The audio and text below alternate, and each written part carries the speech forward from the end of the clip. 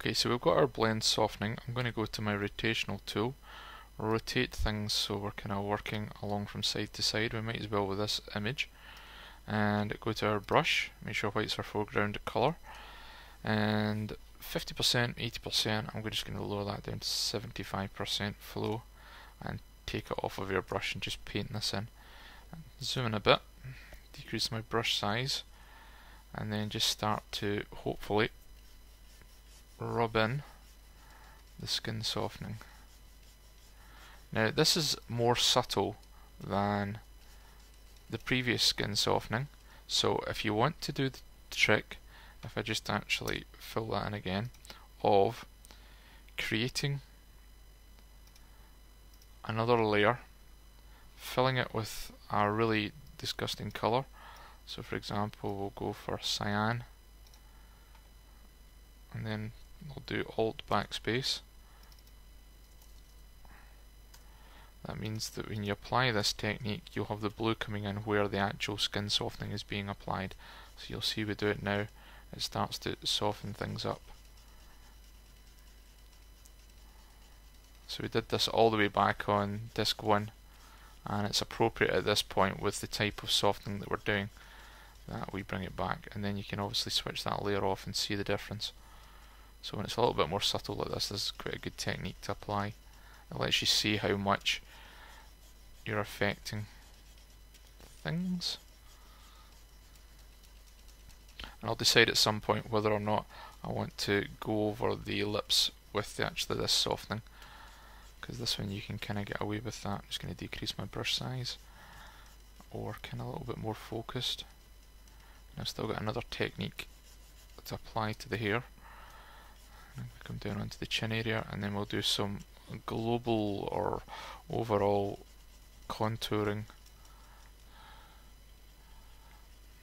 And if this is not working fast enough for you, then you can increase the opacity and just get into it a little bit more majorly. Right down onto the shadow area. And we've actually neglected our scratch pad this time, because I think when you get to this kind of point in stage and actually doing things, the scratch pad's an initial good reminder, and it's certainly good from the point of view of if I go back and look at the scratch pad, if I had been doing this over a few days, as some of the tutorials have been done, then I've always got my scratch pad as a reminder of what still needs to be done, or what has obviously been done but maybe not been ticked off. And you can hear I'm just going right the way over the edge here because I can get away with it. And you can hear my graphics tablet scratching away there. So we're coming to the end of the big picture now, and I hope you've enjoyed all the video tutorials, of which we're well over 150. I haven't done a full count yet, but there's a lot of video tutorials.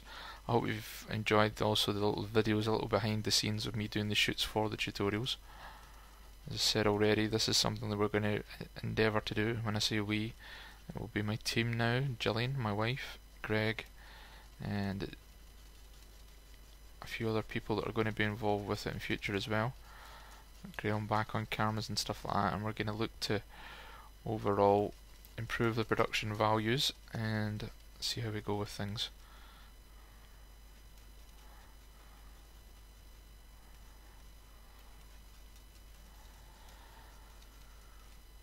And again we can switch off and you can see the blending right up to the edge of the lips, right the way over. Increase the brush size at this point, you can just do an overall rub in. I'm just taking my time and being that little bit more picky, and then working my way up to the eyes, just being careful of the eyebrows and or rather the eyelashes, and then up to the eyebrows. Again, you can bleed over the edge here because it's a nice clean background. And these are things in terms of background and things like that, you know, obviously sometimes you're just going to take shots and you don't really have much control over things, but if you are controlling your subject, then you've got to kind of think about the background. I'm going to soften up the eyes, eyebrows up here. You've got to think about your background and you know, how it's going to be affected in Photoshop. You can make life an awful lot easier for yourself by concentrating on these things.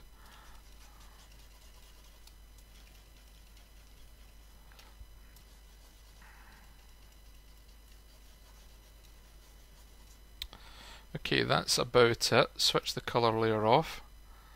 You can see if I escape out of it, there's the blend. So I'm just going to concentrate a little bit more around the eye area, lower the size of the brush, and just go in and make sure it's nice and soft in here and up here.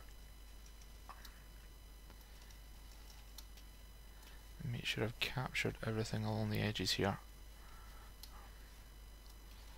So we've gone a couple of stages further than I did actually in the original cover in terms of softening. I've gone for a little bit more plastic fantastic.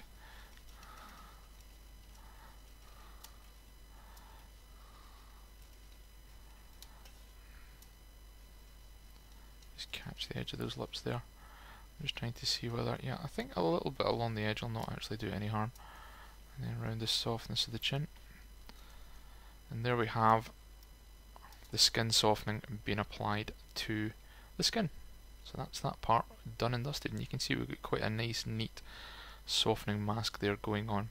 So at this point you could get rid of that, but I'll keep it for you guys to take a look at in the actual stages section. So Command S or Control S, make sure we save, and then next we're going to make a copy of all this stuff, enhance the eyebrows, enhance the makeup, and sort out the hair as well.